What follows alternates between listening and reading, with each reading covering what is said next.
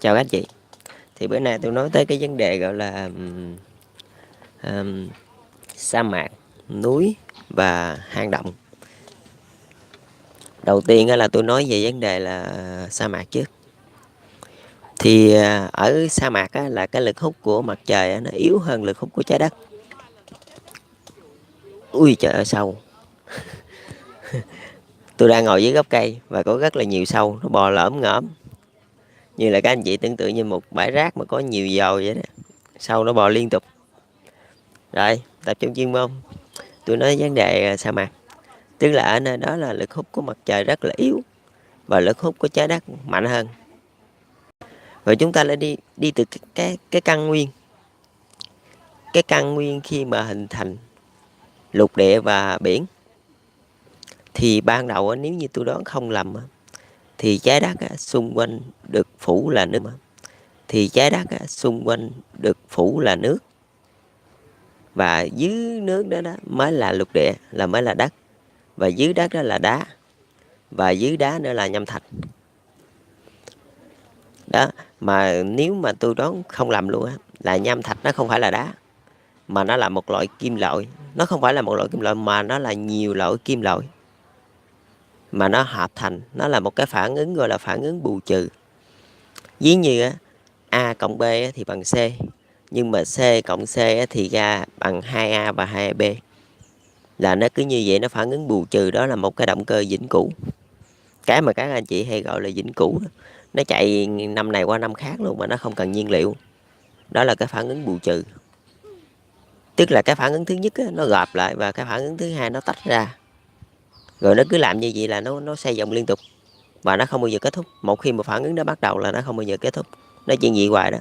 Tức là hai cái hợp lại rồi xong rồi tách ra. Tách ra rồi hợp lại, tách ra rồi hợp lại.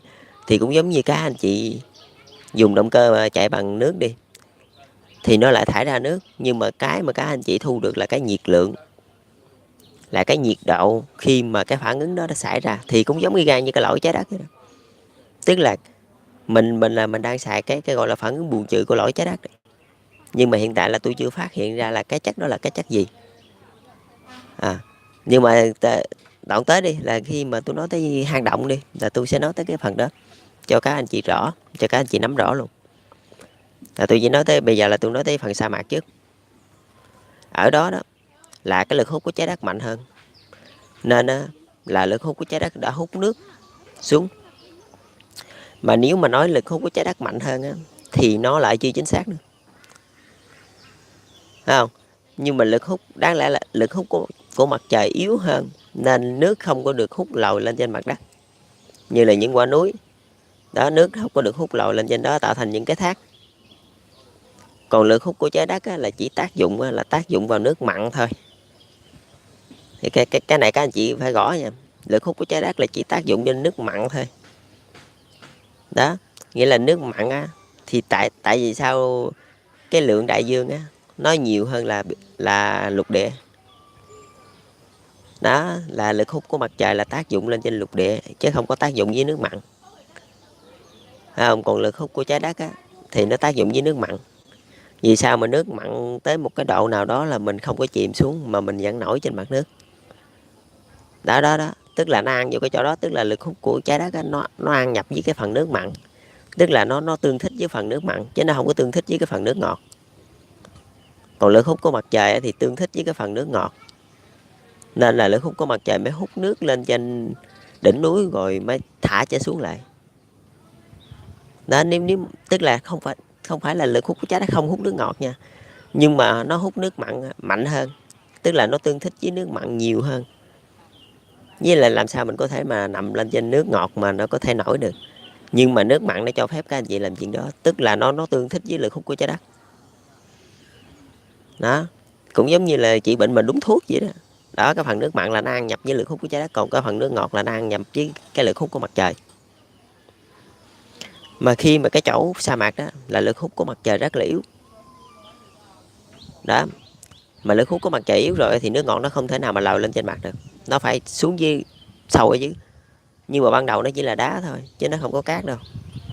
Nhưng mà ánh nắng tại vì một khi mà nó không có nước ở trên rồi đó là nắng sẽ đốt cháy. Mà nắng đốt cháy rồi thì cái gì nó cũng gọi là nó bị gọi là nó vỡ vụn ra. Thì các anh chị qua bên mấy cái đỉnh núi bên sa mạc Sahara đi, nó sẽ bị bể ra thành từng miếng nhỏ. Rồi mưa gió rồi từ từ đó thiên nhiên nó bào mòn, nó tàn phá đó. Rồi nó mới thành nên sa mạc. Rồi gió nó cuốn, khi mà bể ra thành từng miếng nhỏ đó rồi gió nó cuốn, rồi thành ra sa mạc thôi. Vốn dĩ sa mạc Sahara nó là một cái đồng bằng. Nó là một cái đồng bằng, nó không có gì chứ. Nhưng mà theo nguyên lý gọi là từ chỗ cao mà đi đến chỗ thấp thôi, thì gió nó cũng cuốn như vậy thôi. Từ đỉnh núi nó cuốn ra, thì nó cuốn cái phần bể đó đó, nó phủ lên trên mặt. Mà đáng lẽ chỗ đó là mặt đất, nhưng mà bây giờ nó trở thành cát hết rồi. Tại vì sao? Tại vì là nắng mặt trời nó đã thiêu đốt hết rồi. Ở dưới đó không có nước, nó ở rất là sâu ở dưới đó. Còn nếu mà các anh chị mà muốn phủ xanh, ở đây tôi nói tới vấn đề sa mạc là tôi đang định là biến sa mạc thành những cái đồn điền. Mà cái phần này là phải có những tay tư bản họ nhúng tay vô thì mới có thể được. Mình làm được chứ không phải không được các anh chị, nhưng mà nó mất công. Nhưng mà thay vì bây giờ để bên châu Phi họ vẫn bỏ không, thậm chí nước Mỹ vẫn có những cái sa mạc bỏ không. Không? Châu Mỹ vẫn còn nhiều lắm, Australia vẫn còn những cái sa mạc bỏ không, thậm chí Việt Nam vẫn như vậy, sa mạc vẫn cứ bỏ không, chả biết làm gì với cái đó. Tại vì mình không thể nào mà trồng cây lên đó được, mình không thể nào trồng cây lên cát được. Tại vì nếu mà mình trồng cây lên cát á, thì khi mình tưới nước á, là nước nó sẽ bị ngấm xuống. Một phần nó ngấm xuống sâu thiệt là sâu, một phần là nó sẽ bốc hơi lên hết. Tại vì nhiệt độ rất là cao, nhiệt độ có thể lên tới 50-60 độ C. Và chỉ còn một cách duy nhất thôi là mình có thể phủ xanh, đó là nó hơi mất công thôi, làm được hết trơn à. Ở đây là tôi cho phép các anh chị làm được, tôi sẽ chỉ cho các anh chị cái cách để mà phủ xanh cái sa mạc, để mà biến cái sa mạc thành đồng điền. Chỗ đó đó, chỗ đó rất là quan trọng nha. Mà từ đó về các anh chị bỏ không, các anh chị không xài. Tôi biến sa mạc thành vườn cây ăn trái luôn cho các anh chị coi. Ồ, sáng sao tự nhiên nó nhảy mũi quá. Rồi tiếp tục. Đầu tiên á, là chúng ta bắt đầu cái phần tưới tiêu, tức là chúng ta sẽ kênh ở trên sa mạc. Theo cái nguyên lý là từ chỗ cao đi xuống chỗ thấp, nghĩa là các anh chị lập những cái trạm bơm ở trên đỉnh núi, ở trên đỉnh của cái sa mạc, tức là cái chỗ cao của sa mạc, tức là một cái vùng đó chừng 500-700 hecta thôi trở lại thôi, là các anh chị lập một cái trạm bơm. Sau đó các anh chị khoan thiệt là sâu xuống dưới, ít nhất là cũng phải 1 cây số là 1000 mét đó, thì nó mới có nước, rồi các anh chị bơm lên. Rồi sau đó các anh chị lại xây những cái đường mương là bằng bê tông hoặc bằng nhựa đều được, tức là mình không cho nước nó ngấm vô trong cát. Khi mà mình bơm, mình chuyển nước từ chỗ này qua chỗ kia đó, là nó không được ngấm vô trong cát. Những cái đường cống hở thôi, không cần cống tròn, mình xây cống hở thành hình chữ V đó là xong.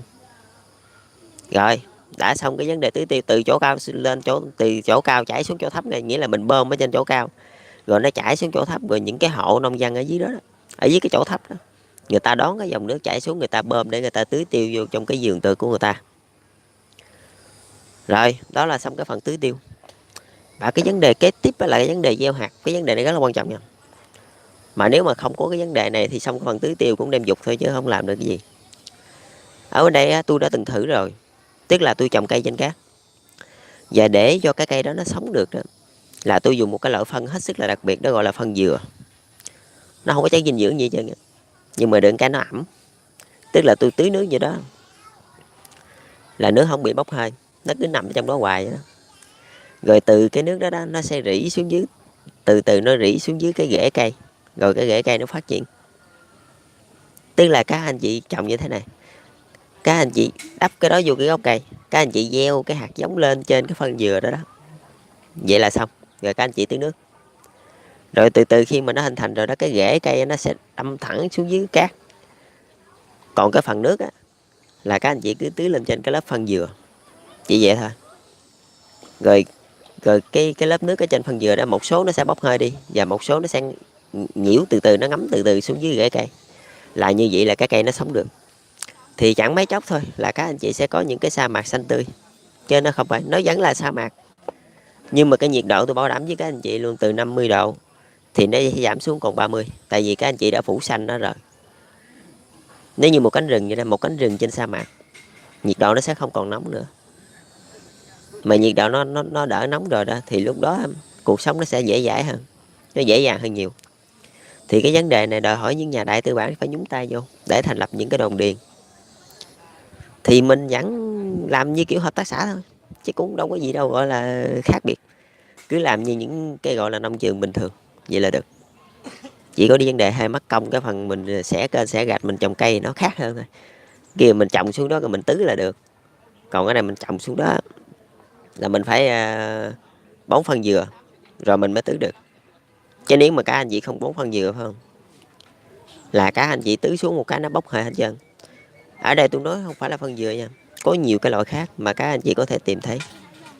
Nghĩa là khi mà ở những nước khác nhau đó thì họ sẽ dùng những cái chất khác nhau, những cái chất để mà giữ ẩm, càng ẩm càng tốt. Nhưng mà mình không cho nó bó trong cái rễ cây, mình chỉ để trên cái gốc cây thôi, tức là mình gieo cái hạt giống lên trên đó, sâu xuống tầm cả 1 mét là được. Rồi khi mà cái cây nó lớn rồi đó thì nó muốn trôi đi đâu, nó muốn đâm rễ đi đâu kệ nó.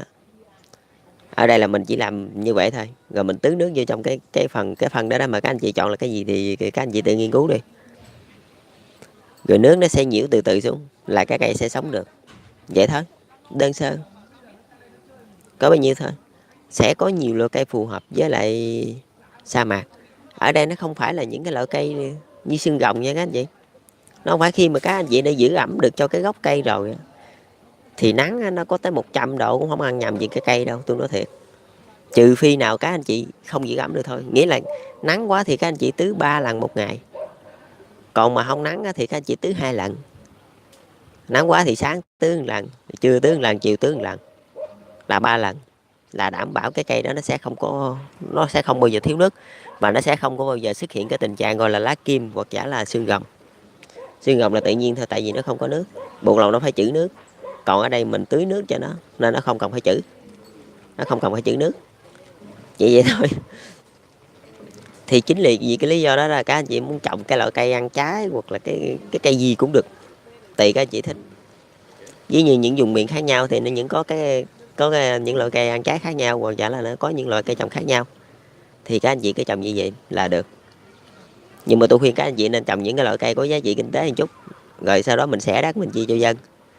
Tại vì sa mạc hiện tại là không ai ở đâu, theo mà tôi biết đó, sa mạc hiện tại người ta bỏ trống rồi, đất đó đất quang thôi.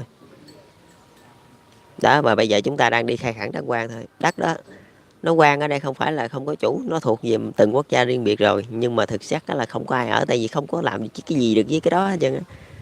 Rồi vô đó ở rồi ăn sống làm sao?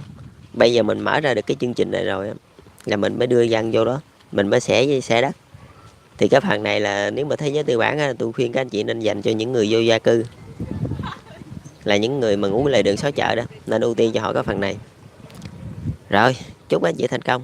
Video clip kế tiếp bây giờ 10 mấy phút rồi, tôi nói sang video clip kế tiếp đi, là tôi nói về cái vấn đề gọi là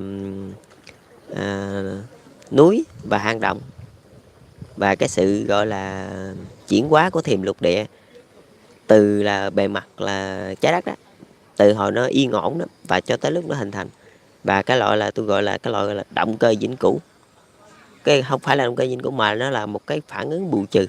Ví như cái động cơ bằng nước nó chạy, nó khi mà các anh chị đổ nước vô các anh chị chạy thì nó lại thải ra nước. Không có video clip kế tiếp nó rất là quan trọng nha. Còn cái này là tôi phủ xanh sa mạc, mà cái này tôi đặc biệt dành tặng cho sa mạc Sahara và Mexico. Là tại vì cái hai vợ chồng ông Mexico đó đã bao tôi ăn một bữa đó, thì tôi cũng tặng không, mà nói chung ai xài cũng được, nhưng mà tôi đặc biệt dành tặng để mà trả lại cái bữa ăn hôm bữa. Rồi, cảm ơn các anh chị, chúc các anh chị thành công.